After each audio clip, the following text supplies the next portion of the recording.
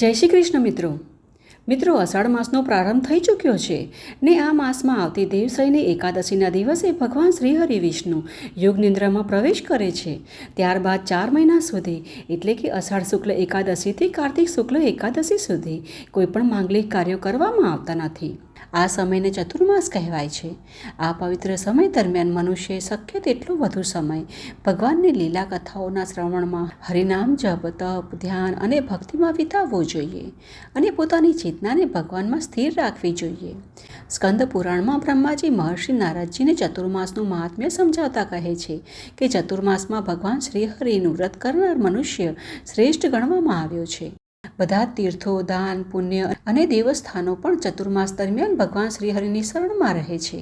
જે મનુષ્ય ચતુર્માસમાં શ્રીહરિને પ્રણામ કરે છે તેનું જીવન મંગલમય બને છે। આ સંસારમાં મનુષ્ય જન્મ અને ભગવાન શ્રીહરિની ભક્તિ બંને અત્યંત દુર્લભ છે। આથી ચતુર્માસ દરમિયાન પવિત્ર નદીમાં સ્નાન કરનાર મનુષ્ય સર્વ સિદ્ધિઓ પ્રાપ્ત કરે છે।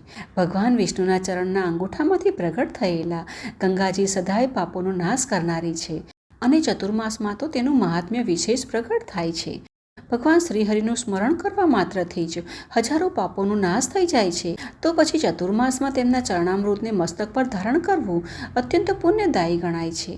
ભગવાન નારાયણ આ સમયમાં જળમાં શયન કરતા હોવાથી જળમાં તેમનું દિવ્ય તેજ વ્યાપ્ત રહે છે। તેથી આ સમયનું સ્નાન સર્વ તીર્થ સ્નાન કરતાં પણ વિશેષ ફળ આપનારું કહેવાય છે। તેથી ચાલો હવે જાણી લઈએ કે ચતુર્માસનો પ્રારંભ ક્યારે થાય છે અને તેનું સમાપન ક્યારે કરશું। તો ચતુર્માસનો પ્રારંભ અષાઢ માસના શુક્લ પક્ષની એકાદશી એટલે કે દેવશયની એકાદશીથી થાય છે અને આ વર્ષે દેવશયની એકાદશી 25 જુલાઈ રવિવારના દિવસે આવી રહી છે। આ દિવસે ભગવાન શ્રી હરિ ક્ષીરસાગરમાં 4 મહિના માટે યોગ નિંદ્રામાં પધારે છે અને તે જ દિવસથી ચતુર્માસનો પ્રારંભ થાય છે। ચતુર્માસનું સમાપન કાર્તિક શુક્લ એકાદશી એટલે કે દેવ ઉઠની એકાદશી જે 21 નવેમ્બરના દિવસે થશે। એટલે કે ચતુર્માસ 25 જુલાઈથી શરૂ થઈને 21 નવેમ્બર સુધી ચાલશે। શાસ્ત્રોમાં જણાવેલું છે કે આ 4 મહિનામાં પૂજા પાઠ, જપ, તપ અને ભક્તિ કરવાથી અક્ષય પુણ્યની પ્રાપ્તિ થાય છે।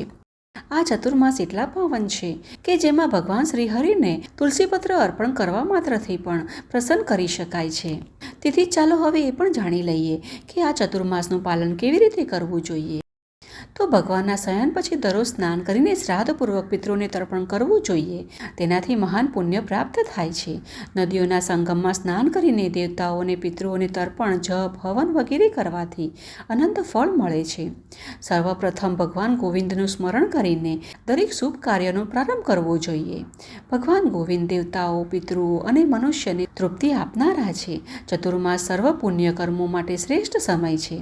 આ સમયમાં તમામ ધાર્મિક કાર્યો શ્રદ્ધા અને ભક્તિભાવથી કરવા જોઈએ। સત્સંગ, બ્રાહ્મણ સેવા, ગુરુ ભક્તિ, દેવ પૂજા, અગ્નિહોત્ર, ગૌ સેવા, વેદપાઠ, સત્યવચન, દાન અને સત્કર્મો આ બધું ધર્મનું સાધન છે। ભગવાન વિષ્ણુના શયનકાળમાં આ નિયમોનું પાલન વિશેષ પુણ્યદાયક ગણાય છે। આમાં ચતુર્માસ દરમિયાન ભગવાન શ્રી હરિનો થોડોક સમય પણ ધ્યાન કરવાથી અનેક જન્મોના પાપોનો નાશ થાય છે। જો કોઈ મનુષ્ય ચતુર્માસમાં યોગ, ધ્યાન અને આત્મસાધનામાં પોતાને પ્રવૃત્ત ન કરે તો સમજવું જોઈએ કે તેને અમૃત સમાન અવસર ગુમાવ્યો છે। મનુષ્ય હંમેશા પોતાના મનને નિયંત્રણમાં રાખવાનો પ્રયત્ન કરવો જોઈએ, કારણ કે મનના નિયંત્રણથી સાચા જ્ઞાનની પ્રાપ્તિ થાય છે। ક્ષમા દ્વારા મનને શાંત રાખવું જોઈએ। શાસ્ત્રો કહે છે કે સત્ય જ પરમ ધર્મ છે, સત્ય જ પરમ તપ છે અને સત્ય જ પરમ જ્ઞાન છે। અહિંસા ધર્મનું મૂળ છે। તેથી મન, વચન અને કર્મથી અહિંસાનું પાલન કરવું જોઈએ। ચોરી, અન્યનું ધન હડપી લેવું તથા અન્ય પાપ કર્મોનો ત્યાગ કરવો જોઈએ। ખાસ કરીને ચતુર્માસમાં આવા કર્મો ક્યારેય ન કરવા જોઈએ। દેવદ્રવ્ય અને બ્રાહ્મણની સંપત્તિનું અપમાન કે અપહરણ કરવું મહાપાપ ગણાય છે। સ્કંદ પુરાણમાં બ્રહ્માજી નારદજીને કહે છે કે જે મનુષ્ય નિષ્કામ ભાવથી કર્મ કરે છે, અહંકારનો ત્યાગ કરે છે અને જ્ઞાન દ્રષ્ટિથી બધાને જુએ છે, તે જ સાચો યોગી અને વિદ્વાન છે। અહંકાર મનુષ્યના શરીરમાં રહેલું વિષ સમાન છે, તેથી તેનો હંમેશા ત્યાગ કરવો જોઈએ। કામ, ક્રોધ અને લોભ પર વિજય મેળવવો જોઈએ। શાંતિ અને સંતોષ દ્વારા મન અને મોહને જીતવા જોઈએ। સરળતા અને કોમળ સ્વભાવથી ઈર્ષાનો નાશ કરવો જોઈએ। આમ ચતુર્માસમાં તમામ પ્રાણીઓ પર દયા રાખવી એ વિશેષ ધર્મ છે. કોઈપણ પ્રાણી સાથે વિશ્વાસઘાત કરવો મહાપાપ છે, કારણ કે ભગવાન શ્રી હરિ દરેક જીવના હૃદયમાં નિવાસ કરે છે.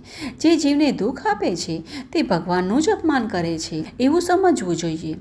આથી દયા વગર ન ધર્મ છે, ન જ્ઞાન છે અને ન વિજ્ઞાન છે. તેથી સર્વ પ્રાણીઓ પ્રત્યે દયા ભાવ રાખવો એ જ સનાતન ધર્મ છે. આ ચતુર્માસ દરમિયાન દાન ધર્મનું પણ વિશેષ મહાત્મ્ય છે. વેદોમાં અન્નને બ્રહ્મ કહેવાયું છે, કારણ કે દરેક જીવનું જીવન અન્ન પર આધારિત છે.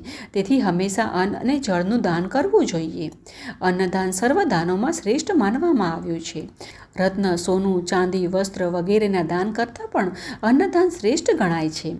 આથી ચતુર્માસમાં અન્નદાન, જળદાન, ગૌદાન, વેદપાઠ અને હવન મહાપુણ્ય આપનારા છે. ભગવાન શ્રીહરિના ધામની પ્રાપ્તિ ઈચ્છનાર વ્યક્તિએ ચતુર્માસમાં અન્નદાન અવશ્ય કરવું જોઈએ. દેવતાઓ પણ અન્નદાનથી પ્રસન્ન થાય છે. ગુરુ અને બ્રાહ્મણને ભોજન કરાવવું, ઘીનું દાન કરવું તથા સત્કર્મોમાં લાગેલા રહેવું અત્યંત પુણ્યદાયી ગણાય છે. આ ઉપરાંત સાધુ સંતોનું દર્શન, ભગવાન શ્રીહરિની પૂજા, સત્સંગ અને દાન પુણ્ય આ બધું ચતુર્માસમાં વિશેષ ફળદાયક છે. જે મનુષ્ય પોતાના પિતૃઓના નામે અન્નદાન કરે છે તેના પિતૃઓ પ્રસન્ન થાય છે અને દેવતાઓ પણ પ્રસન્ન થઈને તેને મનોવાંછિત ફળ આપે છે. અન્નદાન દિવસ હોય કે રાત્રિ ક્યારેય નિષેધ નથી. ચતુર્માસમાં તો તે વિશેષ રૂપે પાપનાશક માનવામાં આવ્યું છે. શત્રુને પણ ભોજન કરાવવું નિષેધ નથી. ચતુર્માસમાં દૂધ, દહીં, છાશ, ફળ, શાકભાજી, વસ્ત્ર, ચંદન, અગર, ધૂપ વગેરેનું દાન પણ મહાપુણ્યદાયક છે. વેદજ્ઞ બ્રાહ્મણને ફળદાન કરનાર યમલોક જોતા નથી. ગૌદાન, વિદ્યાદાન અને ભૂમિદાન કરનાર પોતાના પિતૃઓને ઉદ્ધાર કરે છે. અને જો કોઈ દેવતાના નિમિત્તે ગોળ, મીઠું, તેલ, મધ, તલ અને અન્નનું દાન કરે તો તે દેવલોકને પ્રાપ્ત કરે છે. ચતુર્માસમાં હવન, દાન અને ગૌસેવાનું વિશેષ મહત્વ છે. દાન કરવાની શક્તિ હોય તો વિલંબ કર્યા વગર પોતાની ક્ષમતા મુજબ તરત જ દાન કરવું જોઈએ. દાન કરવામાં વિચારવું ન જોઈએ. આપણી જેટલી ક્ષમતા હોય તે પ્રમાણે દાન અવશ્ય કરવું જોઈએ. જે મનુષ્ય ભગવાન શ્રીહરિના શયનકાળમાં બ્રાહ્મણો તથા સુપાત્ર વ્યક્તિઓને દાન આપે છે તે પોતાના તથા પોતાના પૂર્વજોના પાપોથી મુક્ત થઈ જાય છે. આમ આ રીતે જો ચતુર્માસનું પાલન કરવામાં આવે તો મનુષ્યના અનેક જન્મોના પાપોનો નાશ થાય છે અને તે પોતાના માતૃકુળ અને પિતૃકુળનો પણ ઉદ્ધાર કરે છે. તો મિત્રો, આ હતી આજની અમારી આવનાર ચતુર્માસમાં શું દાન કરવું, દાનનું શું મહત્વ છે અને આ ચતુર્માસ ક્યારે શરૂ થશે અને ક્યારે પૂર્ણ થશે તે વિશેની સંપૂર્ણ માહિતી. ને અમને આશા છે કે આ માહિતી તમને ઉપયોગી થશે. જો તમને આ માહિતી થોડી પણ ઉપયોગી લાગે તો કોમેન્ટ બોક્સમાં જય શ્રી કૃષ્ણ અવશ્ય લખજો. ને ચાલો આવી જ વૈદિક અને પ્રમાણભૂત માહિતીઓ સાથે ફરી મળીએ. જય શ્રી કૃષ્ણ.